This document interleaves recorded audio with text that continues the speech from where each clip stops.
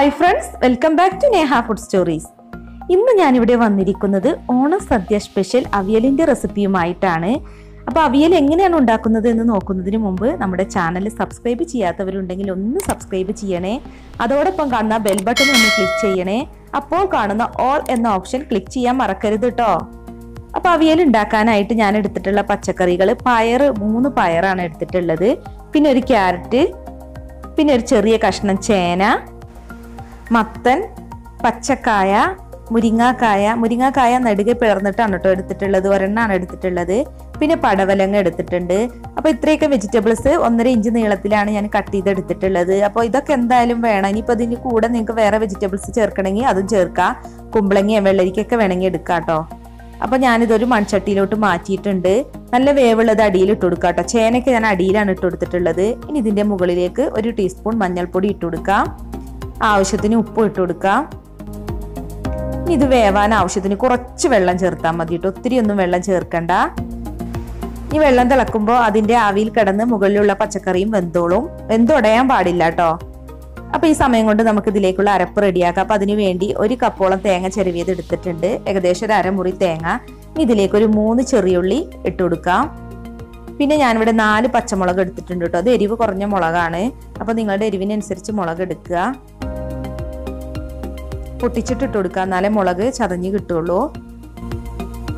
പിന്നെ ഇതിലേക്ക് ഒരു 1/4 ടീസ്പൂൺ ജീരകം ചേർക്കുന്നുണ്ട്. അപ്പോൾ ഇതൊന്ന് ചതച്ചെടുക്കാം. അരച്ചെടുക്കണം കേട്ടോ. ജസ്റ്റ് ഒന്ന് ക്രഷ് ചെയ്തെടുത്താൽ മതി. അപ്പം ഞാൻ ഇതുപോലെ ക്രഷ് ചെയ്തെടുത്തിട്ടുണ്ട്. പിന്നെ നമുക്ക് വേണ്ടത് തൈരാണ്. അപ്പം ഞാനിവിടെ 1/4 കപ്പ് നല്ല പുളിയുള്ള തൈരാണ് കേട്ടോ എടുത്തിട്ടുള്ളത്. ഇനിയിപ്പോൾ പുളിയില്ലാത്ത തൈരൊക്കെ ആണെങ്കിൽ കുറച്ച് കൂടുതൽ ചേർക്കേണ്ടി വരും. അപ്പം നമ്മൾ വേവിക്കാൻ വെച്ചിട്ടുള്ള വെജിറ്റബിൾസ് ഒക്കെ ഇവിടെ വെന്ത് വന്നിട്ടുണ്ട്.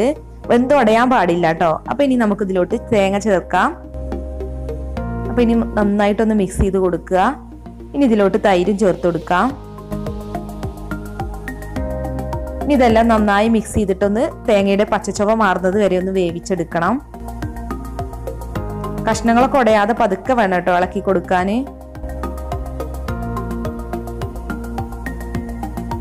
ഇനി ഇത് അടച്ചു വെച്ച് ഒന്ന് ആവി കൊള്ളിച്ചെടുക്കാം.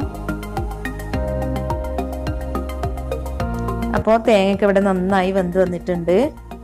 അപ്പോൾ അടിയിൽ നമ്മൾ ചേർത്തിട്ടുള്ള വെള്ളമൊക്കെ വറ്റിയിട്ടുണ്ട്. അധികം വെള്ളമൊന്നും ചേർക്കരുത്. അപ്പോൾ കഷ്ണങ്ങളൊക്കെ നന്നായി വെന്തുടഞ്ഞു പോവും. അവിയൽ കഷ്ണങ്ങൾ വെന്തുടഞ്ഞാൽ ഒരു ടേസ്റ്റും ഉണ്ടാവില്ല. അപ്പോൾ ഇതുപോലെ ഉടയാതെ കിട്ടണം. ഇനി നമുക്കിതിലേക്ക് 1 ടേബിൾ സ്പൂൺ പച്ച വെളിച്ചെണ്ണ ചേർക്കാം. പിന്നെ ഇതിലേക്ക് കുറച്ച് കറിവേപ്പിൻ്റെ ഇല ഒന്ന് പിച്ചിട്ട് കൊടുക്കാം. അപ്പോൾ അവിയൽ വറവിടുന്നതിന് പകരം നമ്മൾ പച്ച വെളിച്ചെണ്ണയും കറിവേപ്പിൻ്റെ ഇലയാണ് ചേർക്കുക. അപ്പോൾ ഇതൊന്ന് മിക്സ് ചെയ്ത് കൊടുക്കാം. അപ്പോൾ പച്ച വെളിച്ചെണ്ണ ചേർക്കുമ്പോഴാണ് അവിയലിന് നല്ലൊരു ടേസ്റ്റും ഫ്ലേവറും ഉണ്ടാവുക. ഇനിയിപ്പോൾ നമ്മൾ ചേർത്ത വെളിച്ചെണ്ണയുടെയും കറിവേപ്പിലിൻ്റെയും ഒക്കെ ഫ്ലേവർ ഇതിലോട്ട് ഇറങ്ങാൻ വേണ്ടിയിട്ട് ഒരു 5 മിനിറ്റ് ഇതൊന്ന് അടച്ച് വെച്ച് കൊടുക്കണം. അപ്പോൾ നന്നായിട്ട് വെളിച്ചെണ്ണയുടെ ഫ്ലേവർ ഈ വെജിറ്റബിൾസിലോട്ട് ഇറങ്ങിക്കോളും. അതിനുശേഷം നമുക്ക് സെർവ് ചെയ്യാം.